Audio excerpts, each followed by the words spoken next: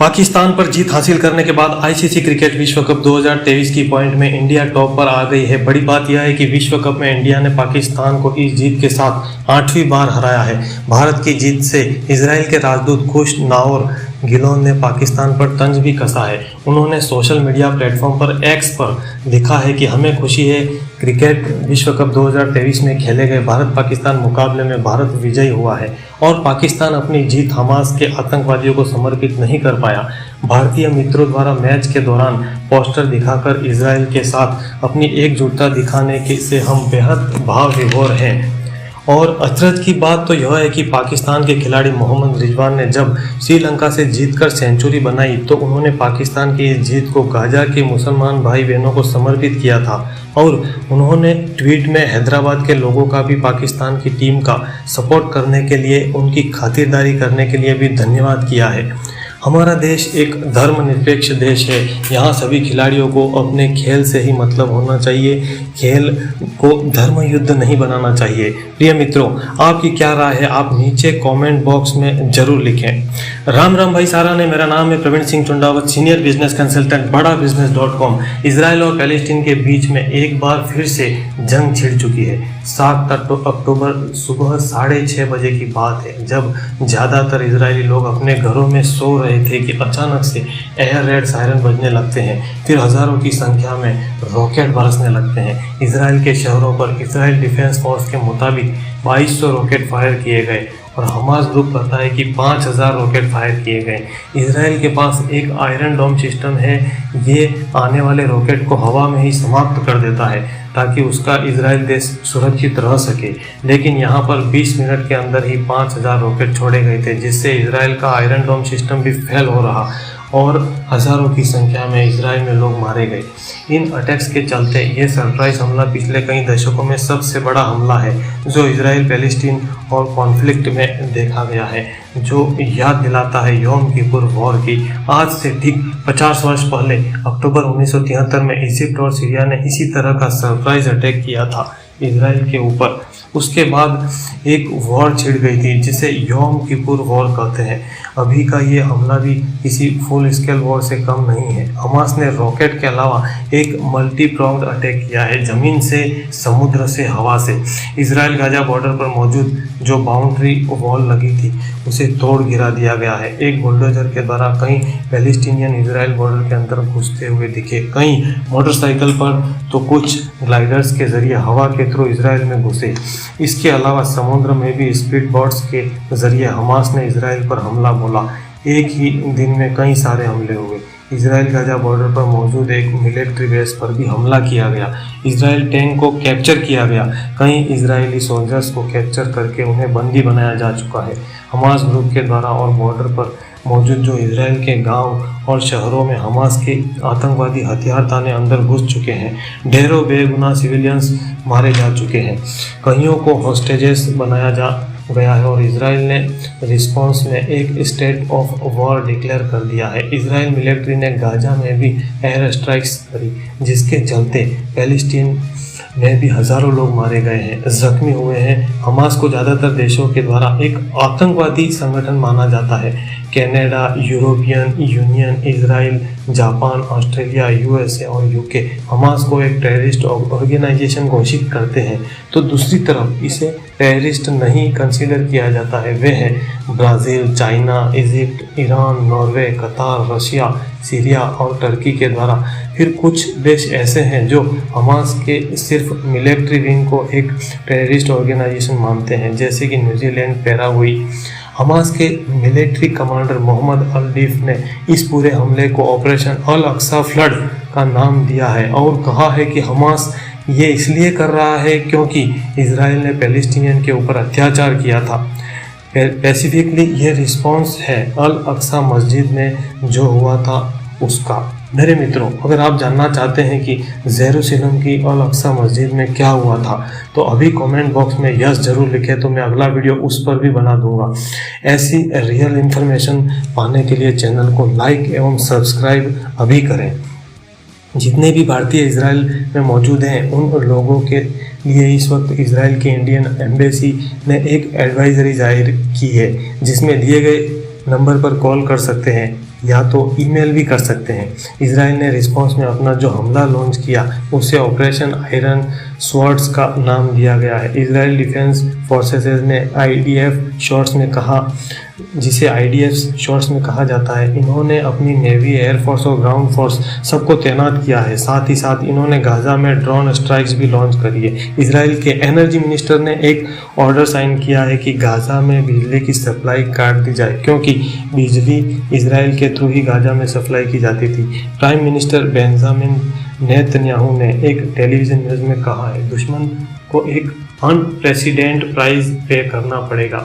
Defence minister ने कहा है कि हमास ने बहुत बड़ी गलती करी और इसराइल इस जंग को जीतेगा। मोसाद जैसी ताकतवर एजेंसी होने के बावजूद भी इनको कैसे पता भी नहीं चल पाया कि हज़ारों रॉकेट की स्टॉक पाइलिंग करी जा रही है गाजा में। तथा इसराइल गाजा बॉर्डर पर जो फेंसिंग लगी है वहाँ कैमरे लगे हैं, ग्राउंड मोशन सेंसर है, रेगुलर आर्मी की पेट्रोलिंग होती है। इस तरीके की स्मार्ट बैरियर क्यों फेल हो गई? डोमेस्टिकली बहुत क्रिटिसिज्म फेस करना पड़ रहा है इसराइल की सरकार को। फॉर्मर इसराइल के जो नेवी के हेड थे, उन्होंने इजरायली टीवी चैनल 12 को कहा, ये सरकार का एक बहुत बड़ा फेलियर है। पूरा इसराइल पूछ रहा है कहाँ है IDF, कहाँ है पुलिस और कहाँ है सिक्योरिटी। BBC ने बताया कि एक मेजर इन्वेस्टिगेशन शुरू हो चुकी है इस इंटेलिजेंस फेलियर को लेकर के। द टाइम्स ऑफ इसराइल की खबर के अनुसार इजिप्ट के इंटेलिजेंस ऑफिशियल्स ने बार बार इसराइल को वार्निंग दी थी कि कुछ बड़ा होने वाला है, लेकिन उस वार्निंग्स को इग्नोर किया गया। दूसरी तरफ इंटरनेशनल रिएक्शन की बात करें तो अमेरिकन प्रेसिडेंट जो बाइडेन ने इस अटैक को कंडेम किया और कहा कि वो रॉक सॉलिड और अनवेवरिंग सपोर्ट दिखाते हैं इसराइल के फेवर में।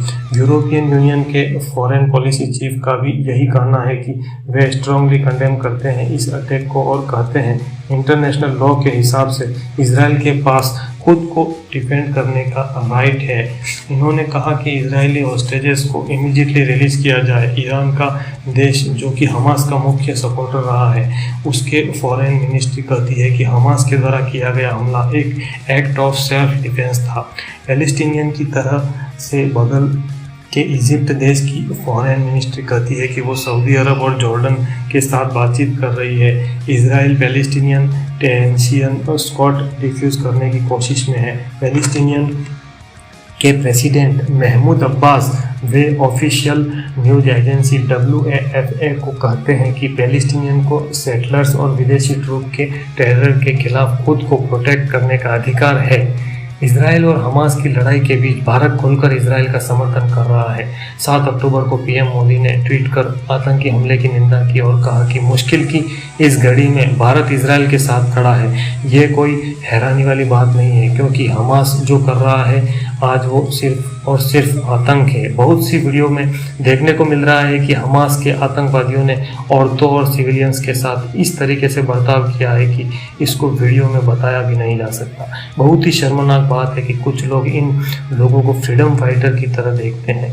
ये बात सच है कि पैलेस्टीन में आम लोगों के साथ ज्यादती हुई है, लेकिन इसराइल के आम लोगों को मारना बिल्कुल गलत है। हमास का अधिकार नहीं है किसी को मारने का। हमास एक आतंकवादी ऑर्गेनाइजेशन है और इसराइल एक पावरफुल देश है। मेरे प्रिय मित्रों, अगर आप जानना चाहते हैं कि इसराइल और पैलेस्टीन के बीच यह युद्ध क्यों हुआ, इसका असली कारण क्या है, इस पर आप यदि वीडियो देखना चाहते हैं तो नीचे कमेंट बॉक्स में अपनी राय जरूर दें तथा वीडियो को लाइक एवं चैनल को सब्सक्राइब जरूर करें। बेल आइकन पर क्लिक करें ताकि नया वीडियो तुरंत आप तक पहुंच सके। इस तरह के युद्ध से दोनों ही देशों को बहुत नुकसान होता है। जन धन की हानि होती है, घातक बीमारियां फैलने की भी संभावना रहती है, लेकिन नियति का यह खेल सदियों से चला आ रहा है। कभी शांति तो कभी युद्ध, कभी लाभ तो कभी हानि, कभी सुख तो कभी दुख, धूप छाव, सर्दी गर्मी, इस बदलाव के बीच हमें सत्य की तरफ, समृद्धि की तरफ, ज्ञान की तरफ सदैव बढ़ते चले जाना चाहिए। चरे वेती। शिक्षा का जीवन में ऊंचा दर्जा होना चाहिए। हमें स्किल्स को इम्प्रूव करना होगा, सीखते रहना होगा। सीखते रहने से हम सक्षम होंगे। यदि हम सक्षम होंगे तो समाज सक्षम होगा, देश सक्षम व समृद्ध होगा। सीखना भी ऐसे लोगों से पड़ेगा जिन्हें व्यापार का प्रैक्टिकल अनुभव हो। हमारे देश के बिलियनियर प्रोफेसर जिन्होंने जीरो से अपना बिजनेस खड़ा किया है और जो आज एक प्रॉफिटेबल बिजनेस रन कर रहे हैं, ऐसे उनमें आचार्य बालकृष्ण, रमेश अग्रवाल, मनु जैन, अलक पांडे आदि 70 से भी अधिक अरबपति बिजनेसमैन इस बड़ा बिजनेस के प्लेटफॉर्म पर सिखाते हैं। लर्निंग करके अर्निंग करने का यह बिलियनियर ब्लूप्रिंट प्रोडक्ट एक मिसाल है।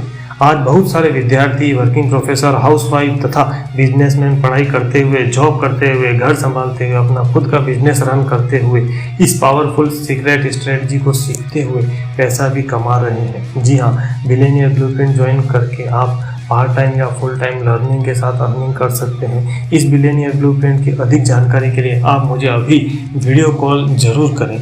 नीचे जो आपको नंबर नज़र आ रहा है उसे अपने मोबाइल के साथ में दिल में भी सेव कर लीजिए। मेरे प्रिय मित्रों, किसी भी युद्ध को जीतने के लिए तैयारी बहुत ज़रूरी है, चाहे वह सीमा पर हो या हमारे निजी जीवन में व्यापार की सफलता का युद्ध हो।